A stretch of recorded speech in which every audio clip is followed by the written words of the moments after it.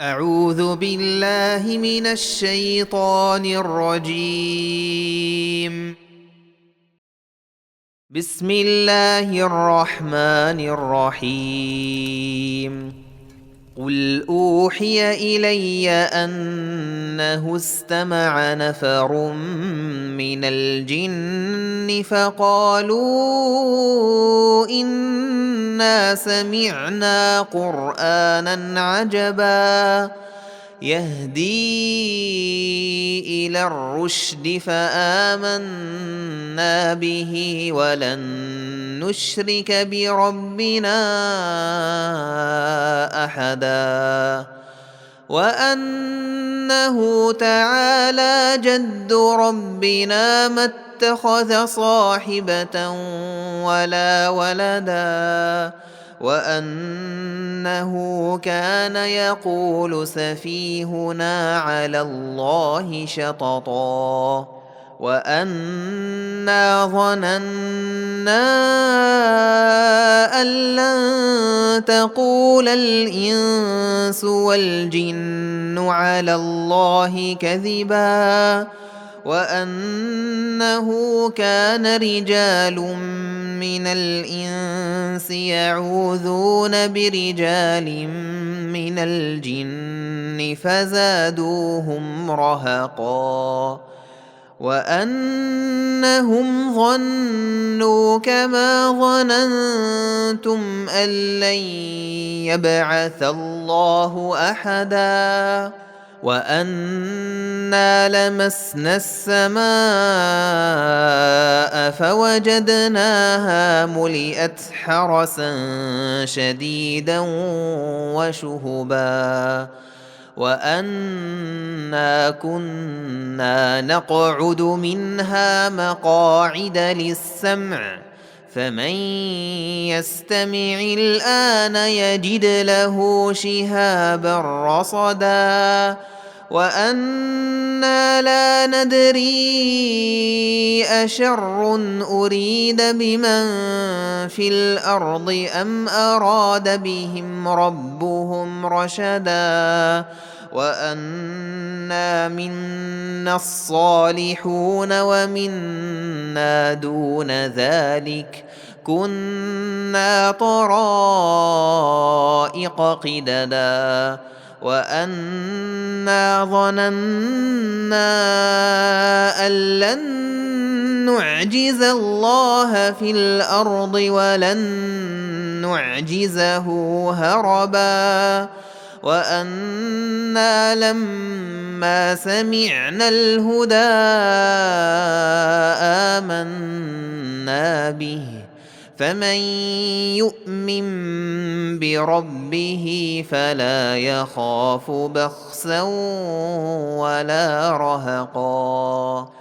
وأنا منا المسلمون ومنا القاسطون فمن أسلم فأولئك تحروا رشدا وأما القاسطون فكانوا لجهنم حطبا وأن لو استقاموا على الطريقة لأسقيناهم ماء غدقا لنفتنهم فيه ومن يعرض عن ذكر ربه يسلكه عذابا صعدا وأن المساجد لله فلا تدعوا مع الله أحدا وأنه لما قام عبد الله يدعوه كادوا يكونون عليه لبدا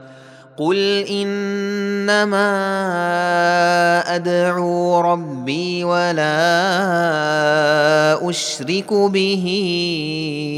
أحدا قل إني لا أملك لكم ضرا ولا رشدا قل إني لن يجيرني من الله أحد ولن أجد من دونه ملتحدا إلا بلاغا من الله ورسالاته ومن يعص الله ورسوله فإن له نار جهنم ومن يعص الله ورسوله فإن له نار جهنم خالدين فيها أبدا حتى